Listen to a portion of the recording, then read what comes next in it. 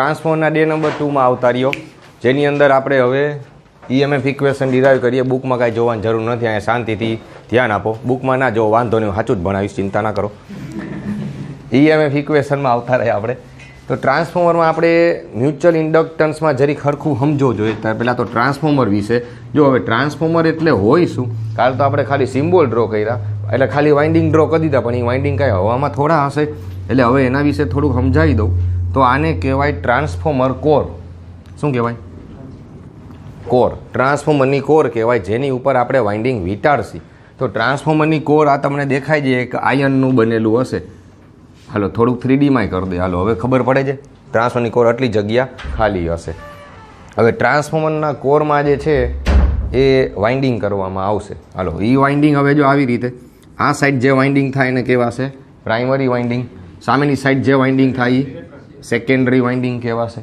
તો પ્રાઇમરીમાં આટાની સંખ્યાને શું કહેવાય? N1. Secondary number of turns N2. હવે અહીંયા વોલ્ટેજ આપીએ છીએ એને કહેવાય V1. સામે વોલ્ટેજ જે મળે છે એને કહેવાય V2. હાલો બરાબર છે. તો આખું વર્કિંગ હું તમને સમજાવું. તો આ ટ્રાન્સફોર્મરની કોર કહેવાય, ખબર પડી. પછી આ જેના ઉપર તમે વાઇન્ડિંગ વીટા ને એને કહેવાય લીંબ. હવે આ નવું નવું બધું શીખવું પડશે ને, શબ્દ યાદ રાખવા પડશે ને. આ લીંબ ઉપર આપણે વાઇન્ડિંગ કરી દીધું છે. હવે વોલ્ટેજ સપ્લાય આપણે જાતે આપીએ છીએ એવું હોય ને. પ્રાઇમરીમાં વોલ્ટેજ આપવાનો તો સેકન્ડરીમાં ઓટોમેટિકલી મળશે. તો સેકન્ડરીમાં ઓટોમેટિકલી મળશે. અહીંયા લોડ કનેક્ટ કરી દે, જેને આપણે એસી સપ્લાય દેવો છે. કાં તો એ સ્ટેપ ડાઉન થશે, કાં તો સ્ટેપ અપ થશે. બરાબર છે. તો હું ધારો કે ખાલી આટલું લખી નાખું તો આના ઉપરથી તમને ખબર પડી જાય આ ટ્રાન્સફર સ્ટેપ અપ છે કે સ્ટેપ ડાઉન છે? સ્ટેપ ડાઉન છે. N2 લેસ ધેન N1 છે ભાઈ. એટલે N2 આટાની સંખ્યા N1 કરતાં ઓછી છે. N2 ઓછી છે એટલે N2 નાનું છે. તો ટ્રાન્સફર સ્ટેપ ડાઉન થયું. સ્ટેપ ડાઉન એટલે વોલ્ટેજને ડાઉન કરી દેશે. બસ આટલું કરશે. પણ કઈ રીતે કરી બધું મેં તમને કાલે શીખવાડી દીધું. હવે વોલ્ટેજ અને ઈએમએફમાં થોડોક ફેર છે. વોલ્ટેજને લીધે શું થશે? કરંટ ફ્લો થશે. વોલ્ટેજ આપશો એટલે સીધો કરંટ ફ્લો થશે, એને કહેવાશે I1, પ્રાઇમરીનો કરંટ. એ કરંટ ફ્લો શેમાંથી થાય? વાઇન્ડિંગમાંથી. વાઇન્ડિંગ એટલે કે કોઇલ. અને વાઇન્ડિંગમાંથી કરંટ ફ્લો થાય એટલે હંમેશા ફ્લક્સ ઉત્પન્ન થાય. ફ્લક્સ ઉત્પન્ન થાય એટલે આમાંથી ફ્લક્સ ઉત્પન્ન થયો. એ ફ્લક્સને આપણે કહી દીધું ફાઈ. ફાઈ એટલે કે ફ્લક્સ, મેગ્નેટિક ફ્લક્સ ઉત્પન્ન થયું. પણ આ કોર જો આ કોરમાં જ બીજું વાઇન્ડિંગ વીટ્યું ને, બે વાઇન્ડિંગને એકબીજાને ટચ નથી કર્યા. બરોબર કે હવામાં ફ્લક્સ લિંક ના થઈ જાય. કાલ તમે સમજે આમાં ઉત્પન્ન થતું ફ્લક્સ આમાં લિંક થાય, એમને ના થાય. કોર હોય તો થાય. કોરમાં ફ્લક્સ રહે છે. ફ્લક્સ એટલે ચુંબકીય ક્ષેત્ર, મેગ્નેટિક ફિલ્ડ. એ ફ્લક્સ લિંક થશે શેમાં? સેકન્ડરી વાઇન્ડિંગમાં. એટલે આવી રીતે હશે જો આમ કોરની મદદથી લિંક થશે.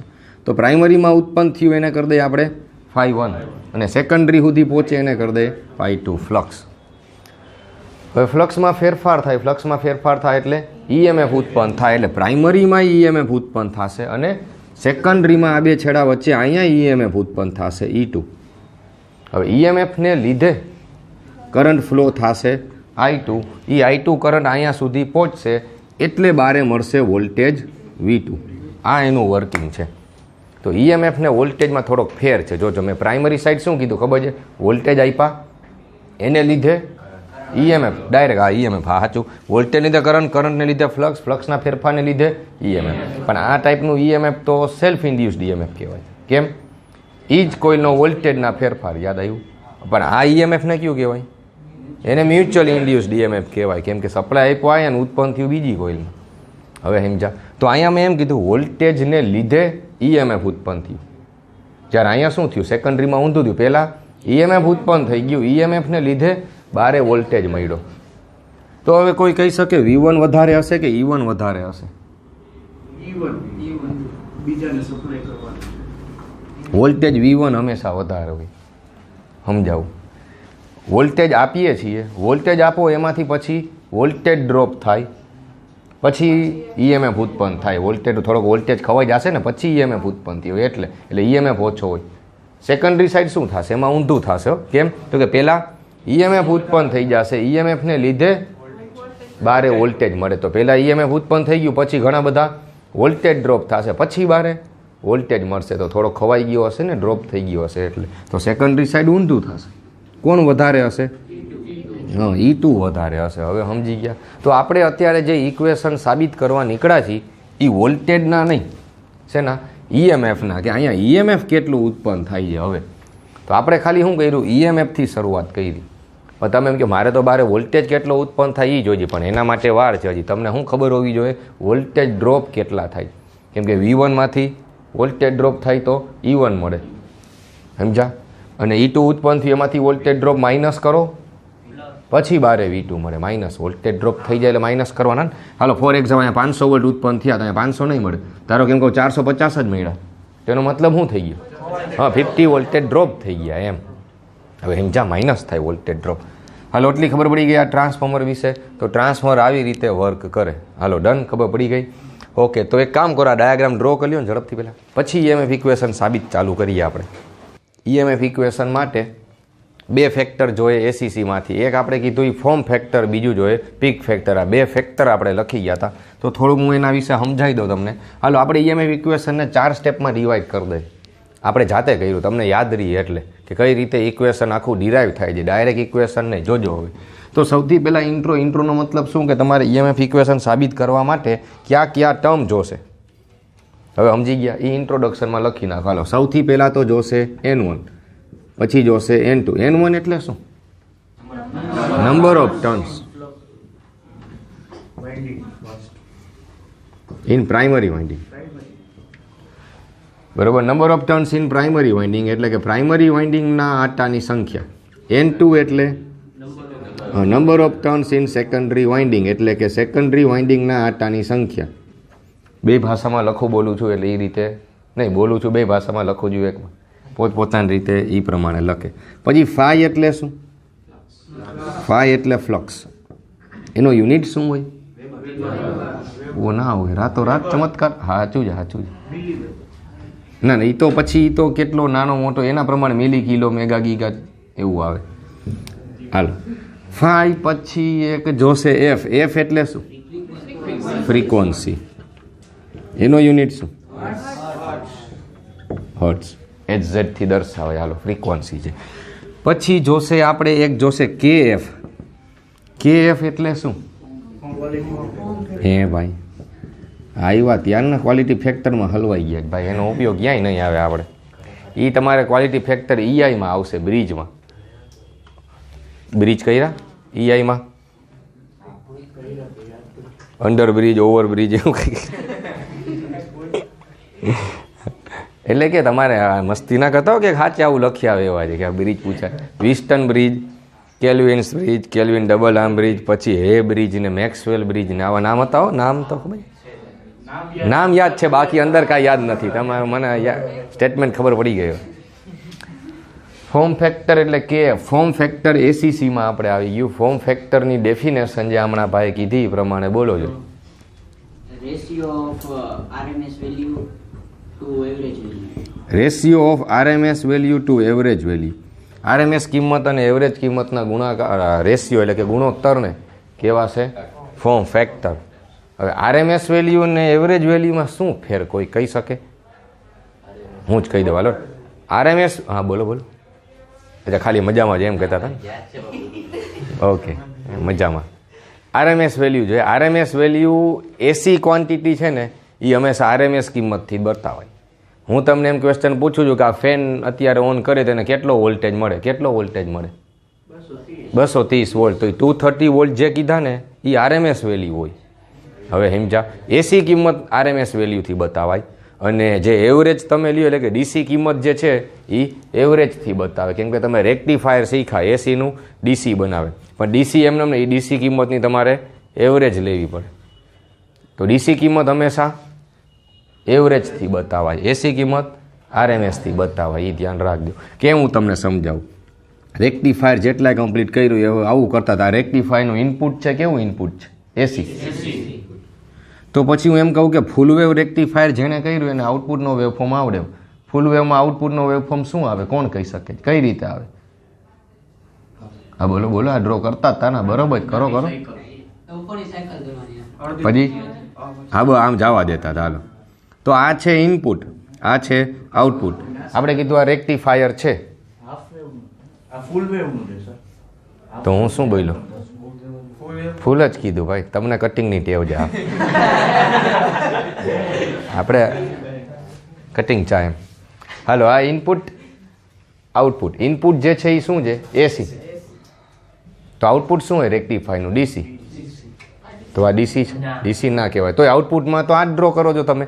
બુકમાં યાદ છે,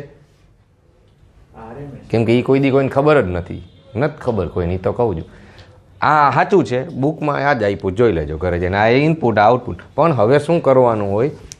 આઉટપુટ જે વેવફોર્મ છે ને એની એવરેજ લેવાની. આની એવરેજ કાઢો. તો આની એવરેજ જે કાઢો ને એ ઉપર પ્લસમાં એટલે આમ જ આવે. એ કઈ લાઈન થઈ? કોન્સ્ટન્ટ લાઈન થઈ. એટલે ડીસી કહેવાય. હવે સમજા? એટલે ડીસી કિંમત એવરેજથી બતાવાય અને એસી કિંમત હંમેશા આરએમએસથી બતાવાય. પછી આની વેલ્યુ ફિક્સ જ છે. ફોર્મ ફેક્ટરની વેલ્યુ ફિક્સ. ચાલો એક કામ કરો, આરએમએસ વેલ્યુનું ઇક્વેશન શું થાય?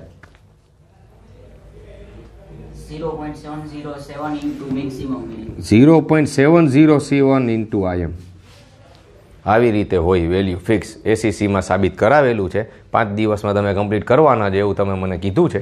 એટલે જોઈ હવે ત્યાં સુધીમાં આવડી જશે લગભગ, તો એવી આશા રાખીએ. પછી તમારા ઉપર છે ભાઈ. જો આને મેં એમ જ ભણાવ્યું છે ઓનલાઈન જ, તમને ઓનલાઈન જ. એટલે ઓનલાઈન ના સમજાય ને આને તેની મગજનું ભૂસું છે ખાલી. બધું સમજાઈ જાય જો કરવું હોય તો ભાઈ. સારું હાલો. અને કદાચ નેટ વેટનો પ્રોબ્લેમ હોય તો રિચાર્જ હું કરાવી દઉં, બરાબર તમને નેટનું.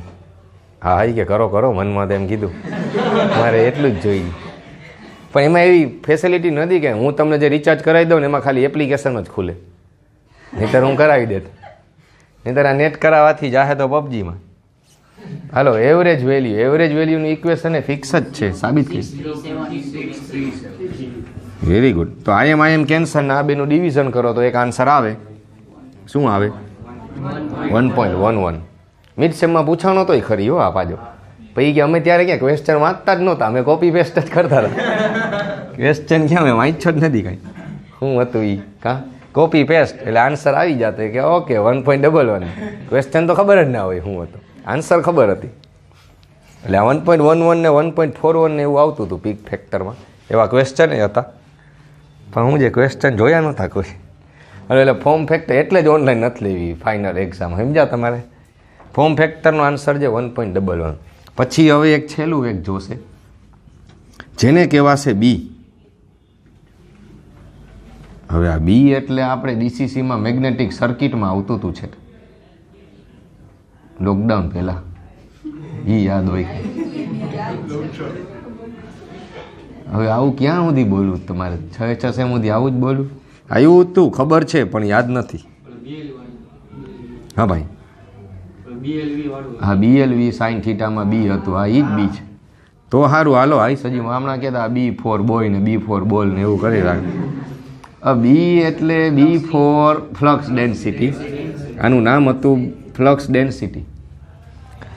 ફ્લક્સ ડેન્સિટી એટલે કે કેટલો ફ્લક્સ ઉત્પન્ન થાય છે. પછી એનું ઇક્વેશન હતું B ઇક્વલ્સ ટુ, કાંઈ વાંધો નહીં, નવું જ આવ્યું કાલે જ આપણા માટે, હવે તો યાદ રાખવા માંડો ને, કાંઈ વાંધો નહીં. B equals to 5/a. આ ફ્લક્સ ડેન્સિટીનું ઇક્વેશન છે. B equals to 5/a. પણ એમાં 5 એટલે શું?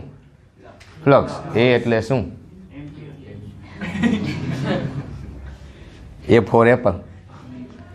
એમ્પિયર નથી, એરિયાનું ઇક્વેશન. જો સાંભળો પહેલાં, ઇક્વેશન હોય ને તો એમાં ઇક્વેશન જ લખાય, એમાં યુનિટ ના ભરાઈ દેવાય. એમ્પિયર જે છે ને યુનિટ છે. ઉપર તમે ફ્લક્સ બોલો અને નીચે કોકનો યુનિટ બોલો, એવું તો થાય જ નહીં. કોમન સેન્સ તરીકે શું છે ધ્યાન રાખો. એટલે ફ્લક્સ અપોન એરિયા. અને હવે હાલો એનો યુનિટ લખીએ બસ. તો ફ્લક્સનો યુનિટ શું હતો? એરિયાનો યુનિટ શું હોય? એટલે આનો યુનિટ શું હતો? મીટર પર વેબર સ્ક્વેર. આવું બધું વેબર પર મીટર સ્ક્વેર આવું હતું. વેબર પર મીટર સ્ક્વેર ફ્લક્સ ડેન્સિટી. બરોબર છે. પણ ફ્લક્સ ડેન્સિટી આપણે કોની જોઈએ? તો કે આ પાછું સ્ટાર્ટ કરી દઈએ આપણે. તો આપણે અહીંયા સુધી પહોંચ્યા કે ભાઈ આઈ એટલે હું તમને કહેતો હતો, આઈ એટલે કે આયન. ફ્લક્સ ડેન્સિટી, ફ્લક્સ ઉત્પન્ન શેમાંથી થાય? આયનમાંથી ને. આયનની કોર હશે ને. આયન એટલે કે લોખંડ. તો આમાં પણ એ આઈ લખવું પડશે. હાલો, આવી રીતે થયું એરિયા ઓફ આયન કોર. એમ આ જે તમે કોર મૂકી બરોબર છે, એનો એરિયા કેટલો જ એના ઉપર ફ્લક્સ ઉત્પન્ન થાય ને. કે 1000 આટા ઉપર ના થાય. કોઈક અવળી પાતળી આયનની કોર હોય ને એના ઉપર 1000 આટા વીટો, અને અવળી જાડી કોર લઈ આવી એના ઉપર 1000 આટા વીટો. તો હું બેમાં હરખું જ ફ્લક્સ થાય ના થાય ને આયન ઉપર એ ડિપેન્ડન્ટ છે એટલે આ એરિયા જોઈએ. તો આટલું ઇન્ટ્રોડક્શન ખબર પડી ગઈ કે આટલી વસ્તુ આપણે ઇક્વેશન સાબિત કરવા માટે જોશે. હવે સમજી ગયા? હાલો, એક તો number of turns, frequency, flux, KF અને B. ડન. ઓકે, આટલી વસ્તુ જોશે. હાલો પાર્ટ 2માં આવો, એટલે કે સેકન્ડ સ્ટેપમાં આવો. હવે આપણે ઇક્વેશન લખીએ એવરેજ EMFનું, કેમ કે ઇક્વેશન એવરેજ EMFનું જ છે. ફેરાડેના નિયમ પ્રમાણે હતું. ફેરાડેનો નિયમ એમ હતો કે ફ્લક્સમાં ફેરફાર થાય એટલે હંમેશા EMF ઉત્પન્ન થાય. યાદ આવ્યું? એવું સ્ટેટમેન્ટ. પછી એક ક્વેશ્ચન પૂછતા હતા તો કેટલું થાય? તો કેટલું થાય તો એનું ઇક્વેશન હતું. તો ઉપર આપણે કહેવું પડશે કે change in flux, rate of change of flux. સારું, હાલો તો નીચે એટલે આવશે ચેન્જ ઇન ટાઈમ, એટલે કે કેટલા ટાઈમમાં કેટલો ફ્લક્સનો ફેરફાર થાય. તમે એમ કીધું ફ્લક્સમાં ફેરફાર થાય તો EMF ઉત્પન્ન થાય, પણ કેટલો ફેરફાર થાય છે અને કેટલા ટાઈમમાં થાય છે એ કહો તો ખબર પડે. હવે સમજી ગયા? ઓકે, એટલે શું લખ્યું? Change in flux upon change in time. પણ હવે વાત એ થાય કે ફ્લક્સમાં ચેન્જને એ બધું કઈ રીતે દર્શાવવું? તો એના માટે હવે આપણે આ તો AC સપ્લાય આપીએ છીએ ને, તો AC સપ્લાય તો તમને ખબર જ આવી રીતે દર્શાવાય છે. આ AC સપ્લાય, આ ફ્લક્સનો વેવફોર્મ. જો ફ્લક્સ પણ અલ્ટરનેટિંગ હશે ને, કેમ કે સપ્લાય અલ્ટરનેટિંગ આપો છો તો ફ્લક્સ એ અલ્ટરનેટિંગ જ હોય. ચુંબકીય ક્ષેત્ર અલ્ટરનેટિંગ હોય. ઉઠી જાઓ. તો આ ઝીરો કહેવાશે. આ જે છે એ મેક્સિમમ કહેવાશે. મેક્સિમમ વેલ્યુ થઈ ને ફ્લક્સની મેક્સિમમ વેલ્યુ 0 પછી ફાયમમાંથી પાછું થશે 0. અહીંયા થાય -φm, પાછું થાય 0. એને જ તો કહેવાય એક સાયકલ. ACCની ડેફિનેશન. તો કોઈ કહી શકે અહીંથી અહીંયા સુધીના ટાઈમને શું કહેવાય? ટાઈમ પીરિયડ કેપિટલ T, આવર્તકાળ. બરાબર. એક સાયકલ પૂર્ણ થવા માટે લાગતા સમયને time required to complete one cycle. એક સાયકલ પૂરી કરવા માટે જેટલો ટાઈમ લાગે એને કહેવાય ટાઈમ પીરિયડ કેપિટલ T, આવર્તકાળ કેપિટલ T. જો ACCનું આવ્યું છે એટલે કહું છું. જો ભણી જે DC મશીન આવે છે ACCનું. તો એક કામ કરીએ આપણે, આ એક આખી સાયકલ પૂરી કરવા માટે કેટલો ટાઈમ લાગ્યો? Capital T. તો આ અડધી સાયકલ માટે કેટલો ટાઈમ લાગે? હા, એનું અડધી સાયકલ તો T/2. હા, બરોબર. તો આ T/2 થાય ને, આટલો ટાઈમ T/2 થાય. એક કામ કરીએ, એનું અડધું કરી નાખો ને. હા, તો T/2 એને /2. તો આ કેટલો ટાઈમ થયો? T/4. હવે સમજા? તો એમ કે આવું શું કામ કીધું? કેમ કે તમે આખી સાયકલ લ્યો તો અહીંયા ફ્લક્સ કેટલો છે? 0. તમે આખી સાયકલ માટે ગણો તો અહીંયા કેટલો થયો? 0. તો એ કેમ ગણું? 0 થી 0 તો જાય. તેમ કે અડધી સાયકલ માટે ગણો તો અડધી અહીંયા ફ્લક્સ કેટલો? હવે એ 0 જ છે તો ગણવું કેમ? એટલે એનું અડધું કર્યું પાછું. અહીંયા ફ્લક્સ 0 નથી, કેટલો છે? હા, એટલે તો આપણે હમણાં પૂછ્યું ને કે ફ્લક્સમાં કેટલો ફેરફાર થાય છે. તો ફ્લક્સ જે છે એ 0માંથી વધીને કેટલો થાય છે? φm જેટલો. તો ફેરફાર કેટલો થયો? φm -0 કહેવાય. સમજાવું શું કામે કહેવાય? હાલો ને. હા, તો શું કરીએ આપણે? તમને એમ કહું કે અત્યારે ટેમ્પરેચર જે છે 20 ડિગ્રી સેલ્સિયસ છે, બરોબર છે, અને AC બંધ કરી દીધું તો 25 ડિગ્રી સેલ્સિયસ થઈ ગયું. તો કેટલો ફેરફાર થયો? 5 ડિગ્રી. તો તમે શું કર્યું? 25 - 20, ફાઇનલ માઇનસ ઇનિશિયલ થાય હંમેશા. હવે સમજી, તો આપણે એ જ કર્યું. ફ્લક્સ કેટલો હતો? 0. વધીને કેટલો થઈ ગયો? φm. તો કેટલો ફેરફાર થયો? φm -0. હા, એમ. તો એટલે φm -0. ચેન્જ ઇન ટાઈમ, પણ આ કેટલા ટાઈમમાં થયો એ જરૂરી. તો અહીંયા ટાઈમ કેટલો હતો? 0. કેટલા ટાઈમમાં φm જેટલો થઈ ગયો? હા, લખ્યું તો T/4 જેટલા ટાઈમમાં. જો T/4 જેટલા ટાઈમમાં φm જેટલો થઈ ગયો. તો 0માંથી T/4, તો ટાઈમમાં કેટલો ફેરફાર થયો? T/4 -0. હાલો, એટલે આવા ઇક્વેશન છે. હરખું ડિટેલ સમજતા જાય તો ખબર પડે ને. એટલે એવરેજ EMF ખબર પડી. હાલો, તો φm -0 કેટલા થાય? φm જ થાય. T/4 -0 કેટલા થાય? T/4 જ થાય. પણ હવે અહીંથી સાદુરૂપ સિમ્પ્લિફિકેશન આપતા આવડે. 1/1/4 હોય તો 4 ઉપર જાય. Very good. તો 4 φm ડિવાઇડેડ બાય શું હોય? T. આ તો એ T એ લખી. હાલો, F એટલે ફ્રીક્વન્સી, પણ ફ્રીક્વન્સીનું ઇક્વેશન યાદ છે પાછું? 1/T એ કહેવાય. ફ્રીક્વન્સી એટલે 1/T થાય. આ તો ACCના પહેલા ચેપ્ટરમાં જ હતું. એટલું તો લગભગ કંઈક કર્યું હશે. મિડ સેમ ટાઈમે પહેલું ચેપ્ટર તો ફંફોડ્યું હતું થોડુંક બધાએ, એટલે ખબર છે મને. F એટલે 1/T, ખાલી પહેલું ચેપ્ટર જ કર્યું, પછી કોઈ કાંઈ નથી કર્યું. તો F એટલે 1/T લખી શકાય. તો T એટલે 1/F લખી શકાય. કેમ કે આપણે ઇક્વેશન ફ્રીક્વન્સીના ટર્મમાં જ હોય, કે ભાઈ ટ્રાન્સફોર્મરમાં ફ્રીક્વન્સી આપી હોય. ટાઈમ પીરિયડ ના આપ્યો હોય એટલે આપણે આને ફ્રીક્વન્સીમાં ફેરવવું છે, ટાઈમમાં નહીં. તો ટીની બદલે શું લખી શકાય? 1/f. એટલે હું અહીંયા ટીની બદલે 1/f કરી દઉં છું. ટીની બદલે 1/f. હા તો એ એફ ઉપર, હા 1/1/f એટલે એફ ઉપર. તો વધ્યું શું? 4 5m f. હાલો એવરેજ EMF આવી ગયો. એટલે સ્ટેપ બાય સ્ટેપ સમજો શું કામે છે તો તમને યાદ રહી જાય, એમને યાદ રહી ગયું. અને અહીંથી તો મારે કંઈ કહેવું ના પડ્યું, અહીંથી તો તમે જ છેટુંથી લઈ ગયા બધું આવી રીતે છે. એટલે આ સ્ટેપે મેં તમને લખાવી દીધું એટલે યાદ રહી ગઈ. પહેલાં ઇન્ટ્રોડક્શન લખો, પછી એવરેજ EMFની સાબિતી કરી લ્યો. પણ આ EMF આપણું ફાઇનલ ઇક્વેશન ના કહેવાય. કેમ ના કહેવાય? કેમ કે આ ઇક્વેશન આવ્યું EMFનું, પણ ક્યાં કેવાય EMFનું? Average EMF. એવરેજ તો કઈ કિંમત બતાવે? DC કિંમત બતાવે. આપણું ટ્રાન્સફોર્મર થોડું DC છે, એ તો AC છે. તો ટ્રાન્સફોર્મરને AC કિંમત કોનાથી બતાવાય? RMSથી. એટલે ત્રીજું સ્ટેપ જો, એટલે RMS કે પહેલાં આ તો એવરેજ આવ્યું, આપણે તો એને શું ફેરવવું પડશે? RMSમાં ફેરવવું પડશે. તો એવરેજમાંથી RMSમાં કેમ ફેરવવું? એટલે આની વેલ્યુ આવી. જો એવરેજમાંથી RMSમાં કેમ ફેરવવું? આવી રહ્યું ઇક્વેશન. એટલે આપણે શું ઇક્વેશન લખ્યું ખબર છે? RMS EMF upon average EMF નું ઇક્વેશન ખબર છે કેટલું? 1.11. કેમ કે RMS અપોન એવરેજ હંમેશા 1.11 જ થાય. હવે સમજા? તો RMS વેલ્યુ આપણે એમને રાખીએ. એવરેજ EMFનું ઇક્વેશન છે આપણી પાસે. શું છે? આવ્યું. હા તો આ બધું જવા દો સામે. તો RMS EMFનો આન્સર આવી ગયો. શું થાય? આ 4 5m સામે મલ્ટીપ્લાય થઈ જશે ને, એટલે 1.11 ઇન્ટુ 4 5m f. તો 4 ઇન્ટુ 1.11 કેટલા થાય? હા 4.44. 4.44 5m ઇન્ટુ f. આટલું ઇક્વેશન આવ્યું. તેમ કે હાઈસ હવે તો પૂરું થયું, હજી પૂરું નથી. આ જે ઇક્વેશન આવ્યું પર ટન છે. પર ટનનો મતલબ શું?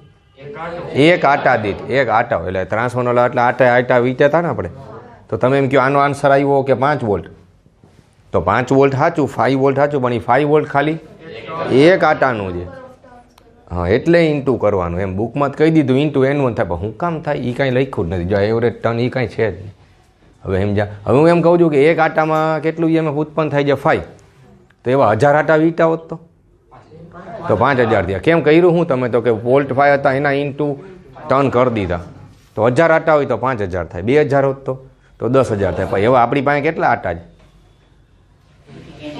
કેટલા જ આવી જાય? ગણ લેજો ઘરે જઈને, અમુક ઉતરી ગયા છે. N1 N2. Hello N1 N2 number of turns છે. એટલે આપણે જો નેટ EMF જોતો હોય કે ટોટલ EMF કેટલો, ફાઇનલ EMF કેટલો, તો શું કરી દેવાનું?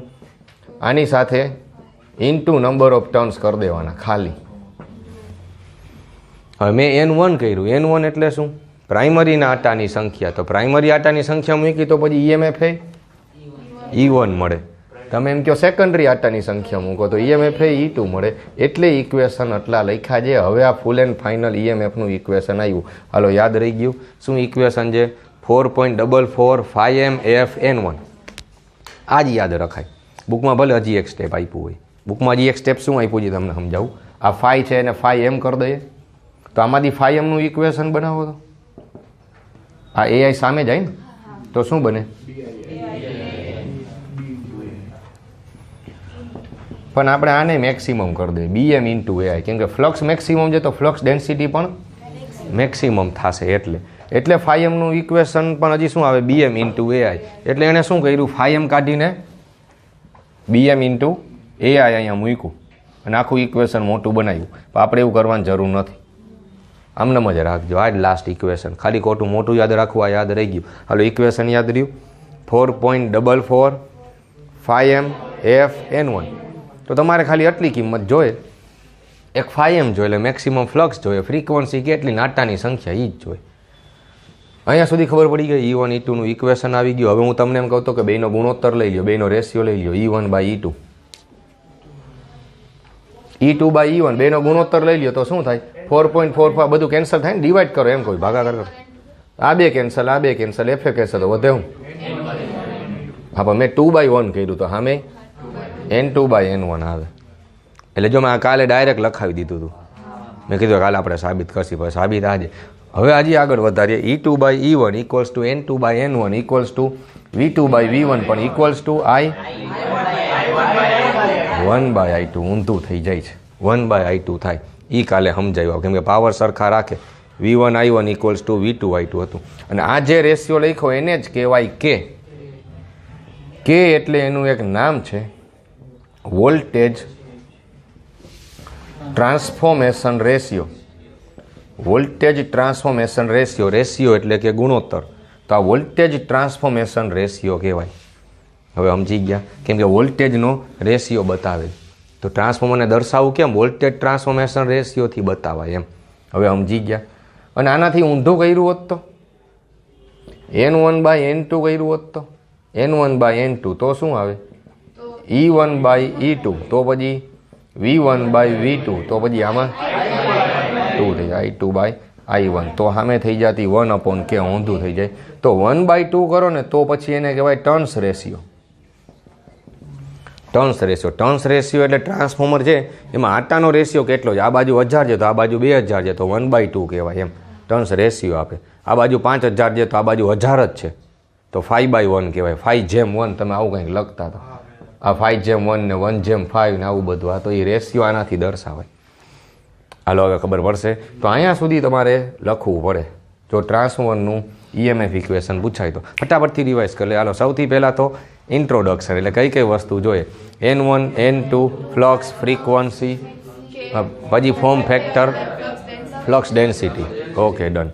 હવે બીજું સ્ટેપ શું આવ્યું? Average EMF. ફેરાડેના નિયમ પ્રમાણે એવરેજ EMF એટલે change in flux upon change in time. તો ફ્લક્સમાં ફેરફાર કેટલો થાય? તો કે 0 થી 5M થાય છે. તો ફેરફાર કેટલો થયો? 5M - 0. કેટલા ટાઈમમાં થયો? T/4 - 0. એટલે ઉપર આવ્યું 5M, નીચે આવ્યું T/4. 1/1/4, 4 ઉપર એટલે 4 5M/F. T, capital T. પણ Tને ફેરવવું પડશે Fમાં.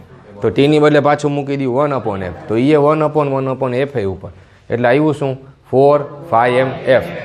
પણ એ તો એવરેજ છે. એવરેજ ના લે, આપણે RMS કિંમત જોઈ. એટલે ફોર્મ ફેક્ટરથી ફેરવ્યું કે ગમે એ એવરેજ વેલ્યુ હોય ને એને 1.11 થી મલ્ટીપ્લાય કરી દો ખાલી, તો એ કઈ કિંમત બની જાય? RMS. એટલે આ જે ઇક્વેશન એને 1.11 થી મલ્ટીપ્લાય કરી દીધું તો આવ્યું શું? 4.44. ખાલી 1.11 ને બદલે 4.44. તો RMS ઇક્વેશન આવી ગયું. પણ હજી આમાં એક ઘટતું હતું, એ ખાલી પર ટર્ન હતું. એક આટામાં કેટલું થાય? તો એવા જેટલા આટા જેટલા મલ્ટીપ્લાય કરી દીધું. એટલે × N1 કરી દીધું અને × N2 કરી દીધું. એટલા સ્ટેપ હતા, સિમ્પલ, ખાલી ડન. ઓકે. તો ટ્રાન્સફરનું EMF ઇક્વેશન સાબિત. હજી એક ઇક્વેશન પૂછવું, DC જનરેટરનું EMF ઇક્વેશન કેટલું થાય? અરે વાહ, 5ZnP/60A. DC મશીનના તો લગભગ આપણે બહુ ઓછા ક્લાસ રાખ્યા હતા. ઓમાં એપ્લિકેશનમાં એક જ ચેપ્ટર છે, એટલે એ તમે કમ્પ્લીટ કરજો તો વધારે મજા આવશે. જો આ કેમાં મજાનું એક આર આટલું આવડી ગયું. અને હવે આ તમે છે એક્ઝામ સુધી નહીં અડો ને એક્ઝામ આગળ કરશો તો યાદ રહી જાય તમને આ ઇક્વેશન. આવી રીતે થાય, તમે રોજ કરો તો. 5ZnP/60A આ DC જનરેટરનું ઇક્વેશન છે. DC જનરેટરમાં EMF ઉત્પન્ન થાય, આમાંય થાય, પણ બેમાં ફેર છે. આ AC EMF છે, આ DC EMF છે. પણ હજી તમે કીધું 5ZnP/60A, પણ એમાં કોઈ કહી શકે 5 એટલે શું? 5 એટલે શું? ફ્લક્સ જ થાય, ડેન્સિટી નહીં ભાઈ, ખાલી ફ્લક્સ.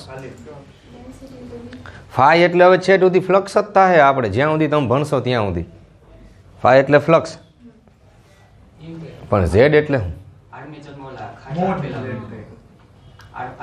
એ મોડ Z તો ઇમ્પીડન્સ, એ ACCમાં આવે ભાઈ, એ અલગ અલગ છે. એમાં વાઇન્ડિંગ, આર્મેચરના વાઇન્ડિંગની સંખ્યા. આર્મેચર કંડક્ટર, આર્મેચર ઉપર વાઇન્ડિંગ કર્યું એ કેટલું છે? N એટલે શું? એમાં નંબર ઓફ ટર્ન્સ ના હોય તો P ને કામમાંથી કાઢી મૂકી રજા આપી દઈ. આ પોલ કરશે તો આ શું કરશે? N એટલે